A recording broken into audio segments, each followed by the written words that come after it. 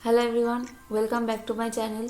तो बहुत सारे स्टूडेंट्स को फिजिकल केमिस्ट्री पढ़ते टाइम काफ़ी सारे प्रॉब्लम्स आती है। मतलब उन लोगों को ऐसा लगता है कि हम समझ नहीं पा रहे हैं, हमसे फॉर्मूलेस याद नहीं हो रहे हैं या फिर न्यूमेरिकल्स सॉल्व नहीं हो रहे हैं। सॉल्व अगर हो भी रहा है तो आंसर करेक्ट नहीं आ रहे हैं। ऐसे बहुत सारे प्रॉब्लम्स स्टूडेंट्स फेस करते हैं और कुछ स्टूडेंट्स ने रिक्वेस्ट भी किया था इस टॉपिक के ऊपर वीडियो बनाने के लिए। तो अभी हम इस बारे में ही बात करने वाले हैं। तो देखो, फिजिकल केमिस्ट्री ना समझने की मेनली दो रीजन हो सकती है। पहला रीजन जो है, मतलब ये रीजन वैसे हर एक सब्जेक्ट के लिए ही एप्लीकेबल हो सकती है। वो ये कि देखो, ऐसा हो सकता है कि आपको टीचर्स अच्छे नहीं मिले हैं। मतलब ऐसा हो सकता है कि आपके जो टीचर थे उनसे आपको थोड़ा डर लगता होगा, या फिर ऐसा हो सकता है कि वो जैसे एक्सप्लेन करते थे वो चीजें आप समझ नहीं पाते थे। मतलब एक कम्युनिकेशन गैप रह गया था। तो देखो, अगर ऐसा सिचुएशन है तो मैं आप लोगों को सजेस्ट करूंगी कि आप लोग ऑनलाइन पढ़ाई करो। मतलब अभी देखो, ऑनलाइन फ्री में बहुत ही अच्छी मटेरियल्स मिलती है। तो आप लोग ऐसा कोई अच्छा ऑनलाइन सोर्स ढूंढो जहाँ से पढ़ के आपको ऐसा लगे कि नहीं, अभी हम समझ पा रहे हैं। दूसरा रीजन जहाँ तक मुझे लगता है, ये हो सकता है कि जिन लोगों को अभी फिजिकल केमिस्ट्री से डर लगता है उन लोगों को पहले मैथ से डर लगता था।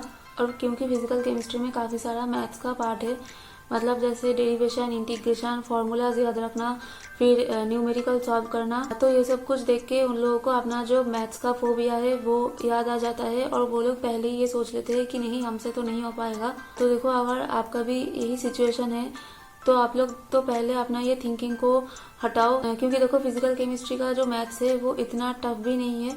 हम लोग को यहाँ पे बस थोड़े बहुत डेरिवेशन और इंटीग्रेशन करना पड़ता है और बस थोड़े बहुत फॉर्मूलाज याद रखना होता है। देखो, पूरे फिजिकल केमिस्ट्री में जितना सारा फॉर्मूला है उससे ज़्यादा फॉर्मूला तो हमने 11th-12th में अपने मैथ्स या फिजिक्स के पेपर में पढ़ा था। तो उसके कंपैरिजन में तो यहाँ पे इतना टफ चीज़ें भी नहीं पूछा जाता है। तो सबसे पहले आप लोग तो अपना ये थिंकिंग को चेंज करो और थोड़ा पॉजिटिव माइंड लेके अप्रोच करो। देखो, चीज़ें थोड़ी आसान हो जाएगी। दूसरा जो प्रॉब्लम होता है वो ये कि फार्मूलाज याद नहीं रहता है। तो देखो, इसमें कोई बड़ी बात नहीं है, ये एक बहुत ही कॉमन प्रॉब्लम है। तो इसके लिए आप एक काम कर सकते हो, आप हर एक चैप्टर वाइज फार्मूले को एक जगह आप नोट करो और उन पेजेस को आप हर रोज एक बार पढ़ो और फिर उस पढ़ने के बाद खुद से एक बार लिखने की कोशिश करो। तो ऐसे ही अगर आप थोड़े दिन प्रैक्टिस करोगे तो देखोगे आपको फॉर्मूला सारे याद हो जाएंगे। थर्ड प्रॉब्लम ये आता है कि न्यूमेरिकल सॉल्व नहीं हो रहे हैं, और अगर सॉल्व भी हो रहे हैं तो आंसर सही नहीं आ रहे हैं। तो देखो, मुझे जहाँ तक लगता है कि न्यूमेरिकल सॉल्व ना होने का एक ही रीज़न है, वो ये कि आपने फॉर्मूला तो याद कर लिया लेकिन आपको हर एक टर्म का जो फिजिकल सिग्निफिकेंस है वही नहीं पता। मतलब कि मान लो आपने ये फॉर्मूला याद किया है कि रोटेशन स्पेक्ट्रोस्कोपी के लिए E=B × J × J+1। तो आपने फॉर्मूला तो याद कर लिया लेकिन आपको ये नहीं पता कि बी का मतलब क्या है, जे का मतलब क्या है। तो अगर ऐसा क्वेश्चन एग्जाम में पूछा भी जाए तो तब तो आप बिल्कुल भी इस फॉर्मूले की यूटिलाइज ही नहीं कर पाओगे क्वेश्चन को सॉल्व करने के लिए। तो इसलिए जब भी आप लोग कोई फॉर्मूला याद करोगे तो आप लोग जरूर से ये भी याद करना कि फॉर्मूले जितने सारे टर्म्स है उनका फिजिकल सिग्निफिकेंस क्या है, मतलब वो वाले टर्म्स किस चीज को डिफाइन करते हैं। इसके बाद जो एक और प्रॉब्लम है कि हमने वैल्यू भी पुट किया, सब कुछ अच्छे से सॉल्व भी किया, लेकिन फिर भी हमारा आंसर सही नहीं आ रहा है। तो इसका मेनली दो रीजन हो सकता है। पहला ये कि देखो, आपने वैल्यू ठीक से पुट नहीं किया। मतलब क्वेश्चन में जो वैल्यू दिया गया है आपने उससे कुछ अलग ही वैल्यू उसमें पुट कर दिया है।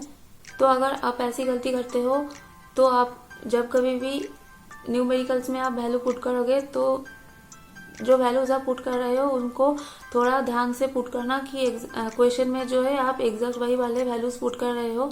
दूसरा रीजन ये कि देखो, आप यूनिट्स में बिल्कुल भी ध्यान नहीं देते। मतलब कि मानो क्वेश्चन में आंसर पूछा गया है किसी और यूनिट में और आपने पूरा क्वेश्चन सॉल्व किया है किसी अलग यूनिट में।